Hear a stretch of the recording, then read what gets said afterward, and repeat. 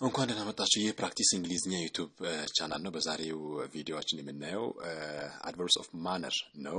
አድቨርብስ ኦፍ ማነር በግራማቲካል የሆነ ወይም ደግሞ ሰዋሰዋዊ ስትራክቸር እንዴት እንደሆነ በስፖክን እንግሊሽ ላይ ደግሞ ያለው ሚና እንዴት እንደምንጠቀም በምሳሌና በማብራሪያ ለማየት እንሞክራለን ማለት ነው። ይሄ በተለይ ያው ለጀማሪዎች እንግዲህ በጣም ወሳኝ ትምህርት ስለሆነ ከመጀመሪያ እስከ መጨረሻ ብትከታተሉት ያው በጣም የምትጠቀሙ መሆኑን አልጠራጠርም።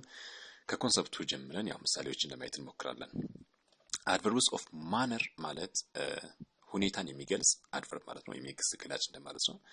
ሁለት ነገር ነው ዲስክራይብ የሚያደርገው። አንደኛው how something is done፣ አንድ ነገር እንዴት እንደተከናወነ ይነግረናል። ሁለተኛ how someone feels፣ ወይም ደግሞ አንድ ሰው እንዴት ፊል እንዳደረገ ወይም ደግሞ ባህሪው እንዴት ሪአክት እንዳደረገ የሚነግረን ነው ማለት ነው።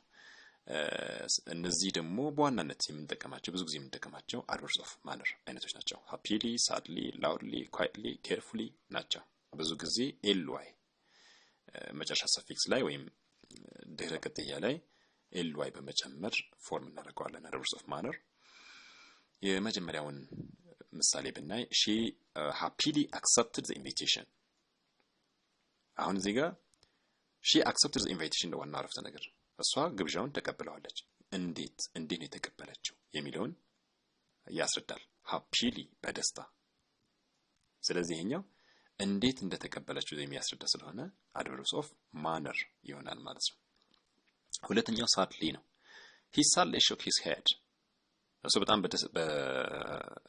በሐዘን ስሜት አንገቱን አወዛወዘ ወይም ነቀነቀ ብል ሹክ የሚለው ቨርብ ነው። ሳድሊ የሚለው አድቨርብስ ኦፍ ማነር ነው ማለት ለምን እንዴት የሚለውን ስለሚመልስልን። የሶስተኛው ላውድሊ ነው። she shouted። ይሄ ዋናው አረፍተ ነገር ነበር። ሰብጀክት እና ቨርብ አለኝ። ቨርቡ shouted ነው፣ አክሽን ነው ማለት ነው። ግን እንዴት እንደተከናወነ ተገልጿል እዚህ ጋር ላውድሊ። እሷ ጮኻለች። እንዴት? በጣም በታላቅ ድምጽ ነው የጮኸችው። ስለዚህ ላውድሊ የሚለው አድቨርብ ነው። ምን አይነት አድቨርብ? አድቨርብስ ኦፍ ማነር ነው ማለት ነው።